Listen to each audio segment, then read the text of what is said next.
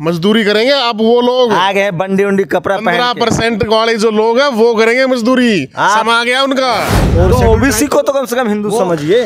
हमें सिर्फ और सिर्फ वोट लेने के लिए हिंदू समझा जाता है। उसके बाद में फिर हम जो है कमीन कांजू हो जाते हैं। इस तरह के शब्द हमारे ऊपर इस्तेमाल किए जाते हैं। हमारे हाथ में मंदिर का घंटा बजाने के लिए सिर्फ खड़ा करना चाहते हैं क्या? सिर्फ जो जाए हम लोग कावड़ लेने के लिए पहुंचे, यहीं तक पहुंचे हम पढ़ लिख के। तो कलेक्टर डीएम बनना है? कलेक्टर भी बनेंगे, डीएम भी बनेंगे और राज भी लेंगे।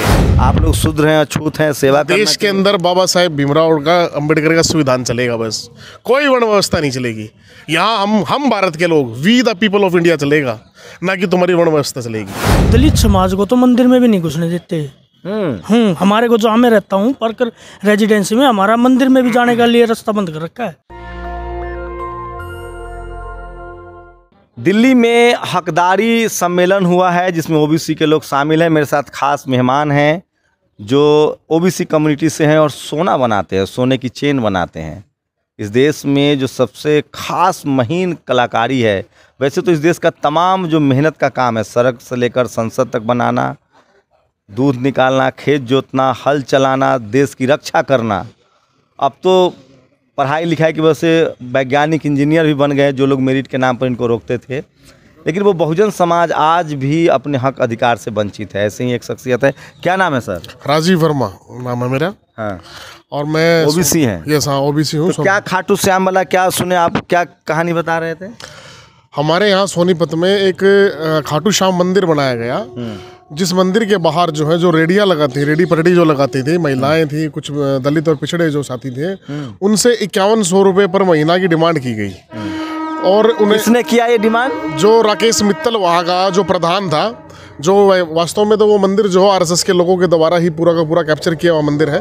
और उन लोगों ने उसके लिए डिमांड की कि आप 5100 रुपये महीना यहाँ दोगे तो ही रेडी लगा पाओगे, वरना तुम्हारी ना रेडी लगने दी जाएगी और ना तुम्हारी फूल मालाएं चढ़ने दी जाएगी। जब उन्होंने इस बात का विरोध किया तो उसके बाद में उन्हें जाते सूचक शब्द किए गए, उन्हें मारा पीटा गया, उनकी रेडियाँ उठा के फेंक दी गई। तो ये सब हिंदू थे? सब हिंदू थे। मतलब मंदिर के सामने हिंदू व्यापार नहीं कर सकते हैं?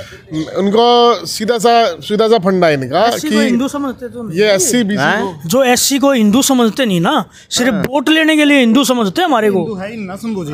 एससी जो है, एससी है, बीसी है, और ओबीसी को तो कम से कम हिंदू समझिए। हमें सिर्फ और सिर्फ वोट लेने के लिए हिंदू समझा जाता है। उसके बाद में फिर हम जो है कमीन कांजू हो जाते हैं। इस तरह के शब्द हमारे ऊपर इस्तेमाल किए जाते हैं। और ऐसा ही हुआ उनके साथ में।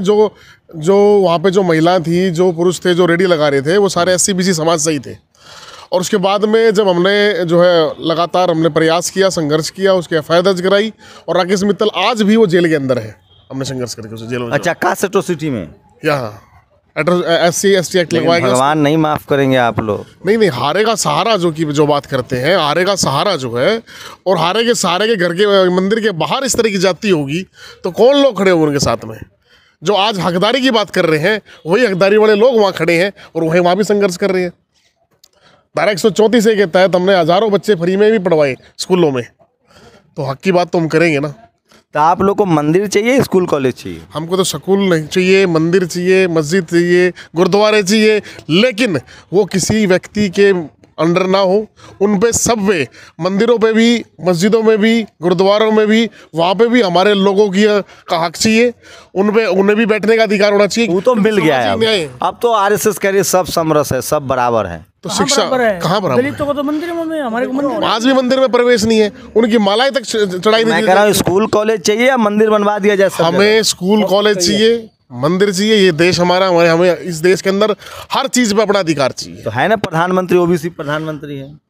प्रधानमंत्री ओबीसी है, तो फिर इस तरह के हालात क्यों पैदा होते जा रहे हैं? क्या हालात पैदा हो रहे हैं? जिस तरह से लोगों के बीच में लगातार हम लोगों को तो हर चीज से वंचित किया जा रहा है। कौन सा वंचित हो रहा है? हर चीज से वंचित किया जा रहा है। हमारे ओबीसी समाज के लिए जो क्या नाम आरक्षण था, उसको भी खत्म करने की तैयारी हो गई है। तो आपको आरक्षण भी चाहिए? बिल्कुल चाहिए, लेकिन 85% हम लोग हैं, 85% हम लोग हैं, और बेरोजगार भी हम सबसे ज्यादा है।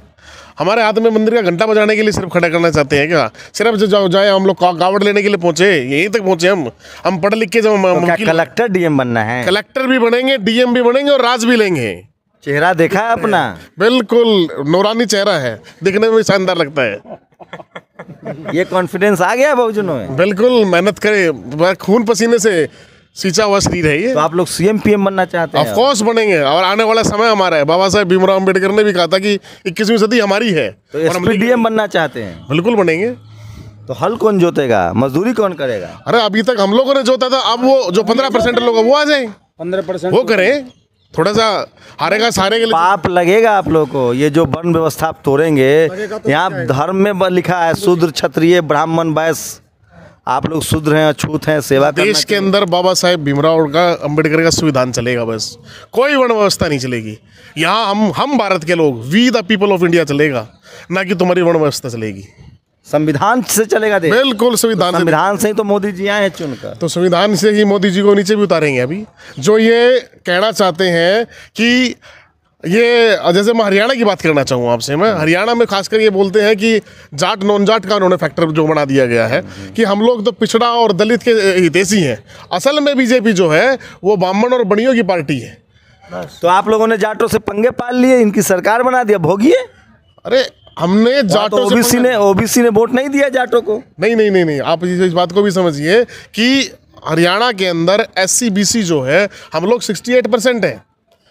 हमारे कहाँ है हमारी हिस्सेदारी? कहाँ खड़े हैं हम लोग आज? कांग्रेस तो है हुड्डा के हाथ में है, वो सारी जाटों की पार्टी होगी। बीजेपी जो है ब्राह्मण और बनियों की पार्टी होगी। जो SC BC माइनॉरिटी समाज, वो कहाँ जाए? आप लोग झाल बजाइए। क्या झाल बजाओ, कावड़ ढो। बिल्कुल रोडों पे आएंगे, संघर्ष करेंगे, और संघर्ष करके उन्हें जहाँ बैठे वहाँ से नीचे उतारेंगे।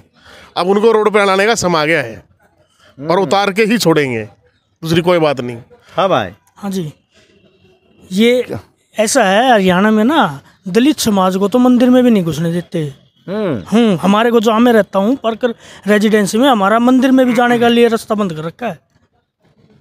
बताइए, हिंदू धर्म में ऐसा होता है? सिर्फ हिंदू, हम वोट देने के लिए हिंदू है, और मंदिर में जाने के लिए हम हिंदू नहीं है। पाखंडी व्यवस्था है जो वैदिक काल के वो बौद्धिक काल के बाद, वैदिक काल के बाद शुरू हुई, और इन लोगों ने छल कपट करके इस सारे सिस्टम को हथियार रखा है। ये तो देखिए कह रहे हैं छल कपट हो रहा है। बिल्कुल छल कपट ही। धर्म तो इतना अच्छा चीज होता है, धर्म के नाम पर तो है। हमें धर्म सबका एक निजी मामला है।